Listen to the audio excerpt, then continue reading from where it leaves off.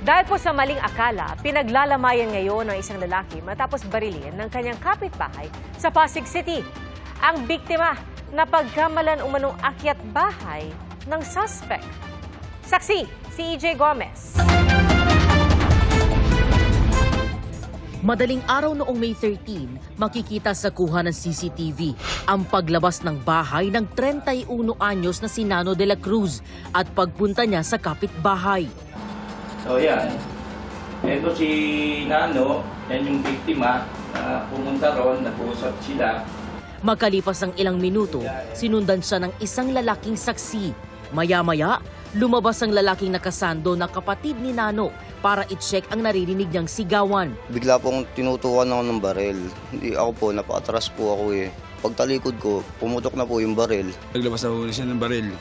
Kasama yung dalawang apo. May hawak ng pamaalong bakal. Kasi inaawat namin, ayaw na magpawat. Sabay putok lang sa tagiliran. Tapos doon nagmamakawa sa kanya yung tao na huwag mong patay, may anak ako 2 taon. Hindi nakikinig. Patay ang biktimang si Nano.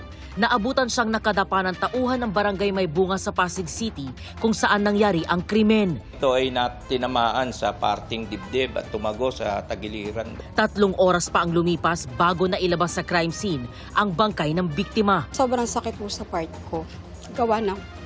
May naiwan po kasi kami baby na 2 years old. Hindi ko alam kung paano ko ipapaliwanag sa anak ko pag naganap siya ng tatay.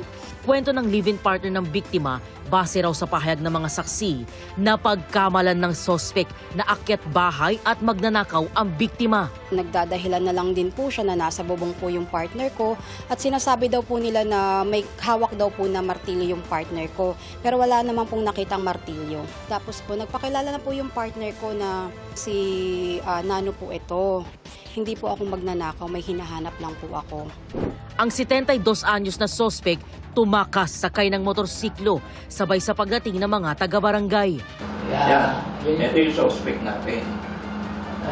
So hindi nila nakita na umalis siya, kaya akala nila nasa loob pa. Sumuko rin kalaunan ng sospek na mahaharap sa patong-patong na reklamo.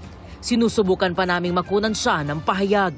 Para sa GMA Integrated News, ako si EJ Gomez, ang inyong saksi. Mga kapuso, maging una sa saksi. Mag-subscribe sa GMA Integrated News sa YouTube para sa iba't ibang balita.